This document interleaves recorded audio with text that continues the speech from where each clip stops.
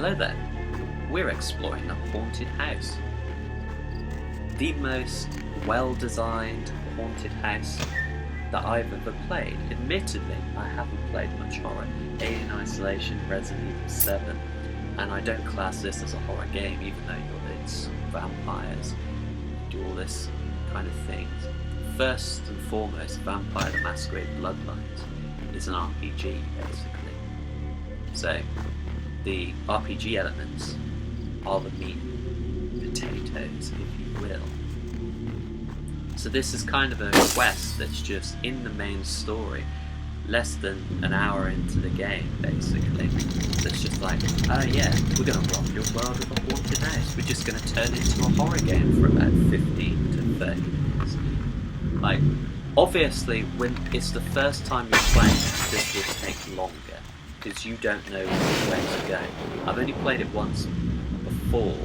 I know where to go, but I don't remember any of the jump scares. So you will see me like staring at things, and when you see me doing that, that's because I've literally been scared. This has the ability to continue to scare you over more than one playthrough, which is very impressive, because normally you're like, oh, it's not so bad now. You've done it once, you can get through it again.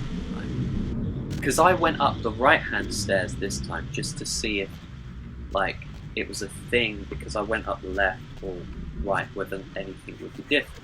It's not. But that's interesting. You just kind of learn and try to see if there's any nuance there. That ghost is terrifying. When I played this originally, I wanted to do anything else other than going in this room, so I didn't for about 5 minutes until I plucked up the courage to do so. And that's what's good. You have the classic scary noise going, which keeps you on edge, maybe like 1 or 2 jump scares right at the beginning, but what that does is it means that you're on edge for the entire time that you're in this house. You're anxious, versus classic horror movie tropes, which are just like jump scare, almost in a formulaic degree. Like, it's been 15 minutes, throw another jump scare at them or something, and it just loses its magic a little bit.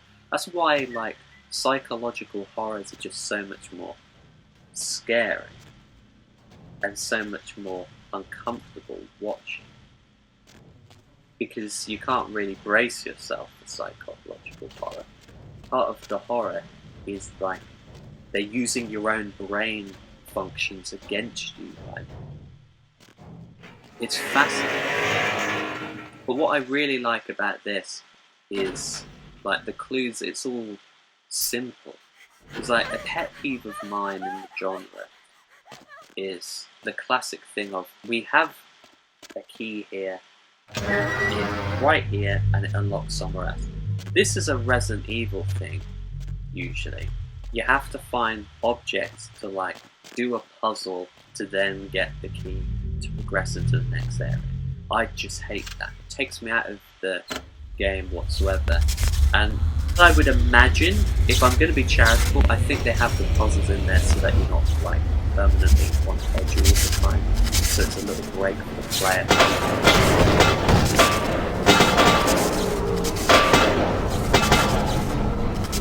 But I don't like puzzles either. I'm literally that person who will just, after maybe 30 seconds, I will just Google what the answer for the puzzle is, and then just do it to progress.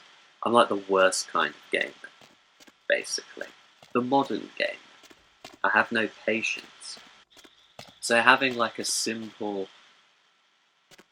layout design, because see, you can go down the wrong way, like I just did there. And you're like, oh, okay, this is where we need to go.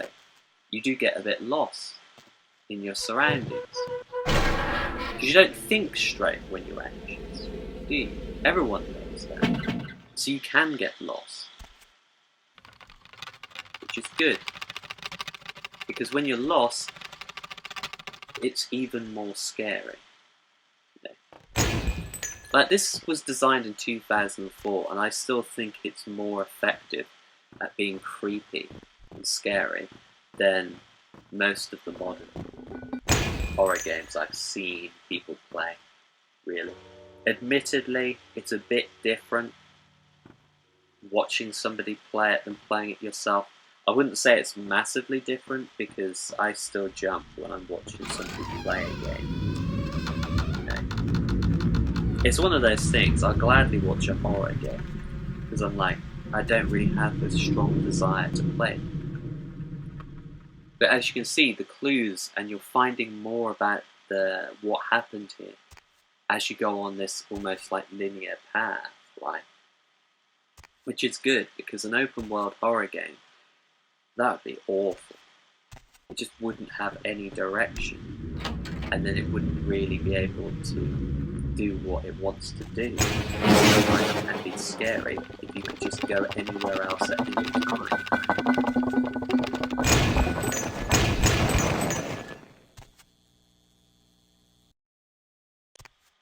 It doesn't have to be complex to be effective.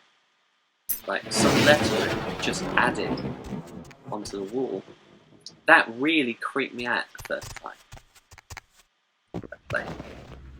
Really creeped me out. Never noticed that toy before. And it is like a scripted thing to come out. It's just creepy. There's just something inherently creepy about dead children. Even the clock, the grandfather clock, just chiming just as I go past, creeps you out. And like, the ghost is just showing you where to go, in a way of like, you know, follow me, this is what happened to me kind of thing. In a rudimentary, and I would argue better way than most modern games handle like navigational issues, right, where they have like a giant arrow, or like something else hand-holding and directing you over the place to go. Or they have nothing, and then you get lost. There's really no in-between normally. Just remember, this is an RPG first and foremost, and they've done an excellent job, in my opinion. I would say this, I would like to know like other haunted houses that you think are really good in the comments below. And more importantly, have a good Halloween, you know. I've gone from somebody who didn't really care about the spooky season to somebody who now does in like the space of 2 years. This room, I also died in it at first time, because I just tried to avoid and hide from the spirits in here. And they get really mad after you pick up the dial. They just start throwing shit, as if they're Gordon Ramsay's on Hell's Kitchen. He's coming.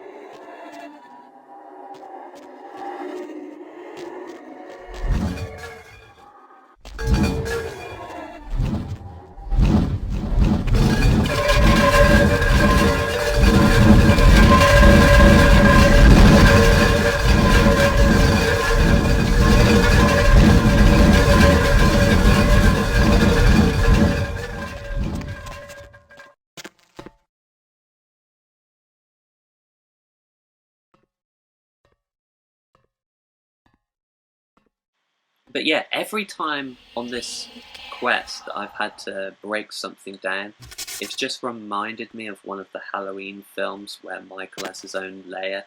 It's got all sorts of gore, like completely fucked up and everything. Just gives me like a reference to that, and I very almost died there.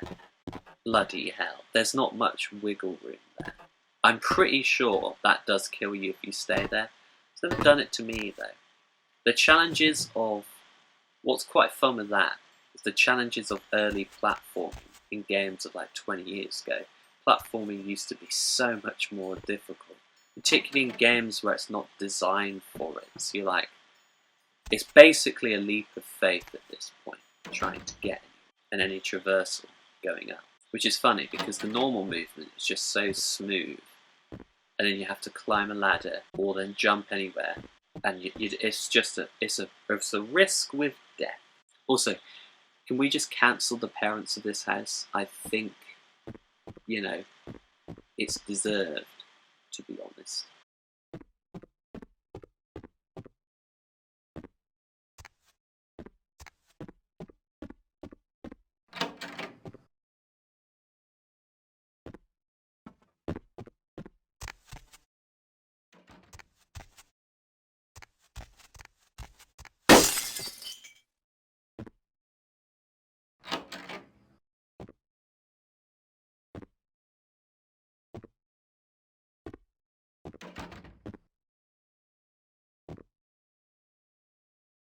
I will be honest, I had a horrible feeling that that was going to be something I really needed, but it wasn't. It was just something, clipping through something.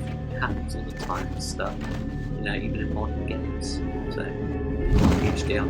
I really can't see anything as well. And obviously, visibility adds to the effect, doesn't it? Could not tell you what made me move so quick there, because that wasn't me. I just kind of got yeeted down that corridor. I mean, when you have inflammatory bowel disease, you do always have to keep an eye on your closest toilet at all possible times. It's just drummed into you. Doesn't matter what I'm doing, I'm always looking for the nearest toilet.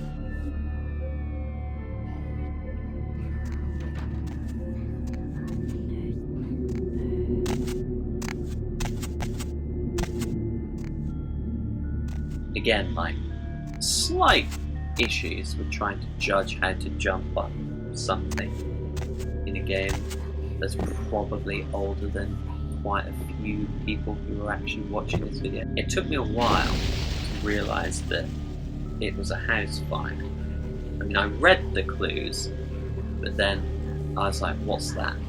I was just kind of mesmerised by it. And I was like, oh, it's showing you what happened and the damage on the building floors.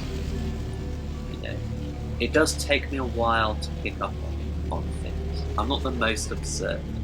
Anyone who's my friend would realise this. It's kind of my calling card. Watch out for the gas or hot air. Don't actually know what it is.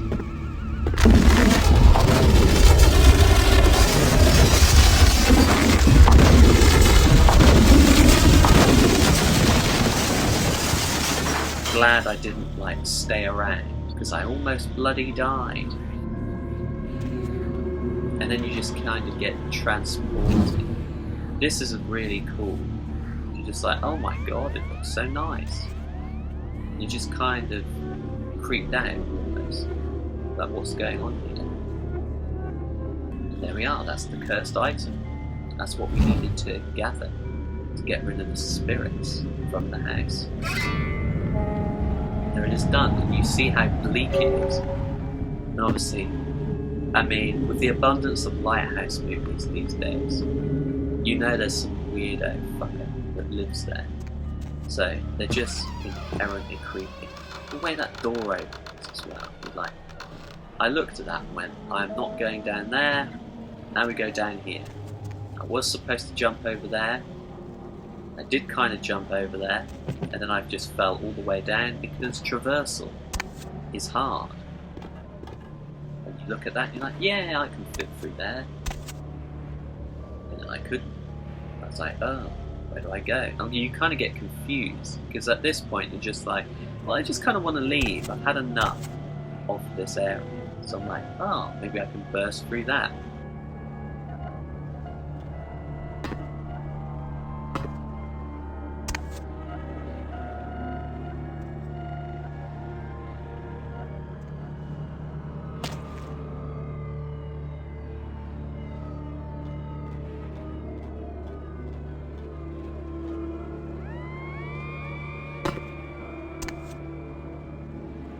This was where I was just kind of looking at what happens down here, because I've never actually gone down here, so I was just intrigued basically. But that is literally it for this video. If you like what you saw, slap a like on it and subscribe to the channel. I'm hoping to, by the end of next year, 100 subscribers. Let's see if we can reach that goal.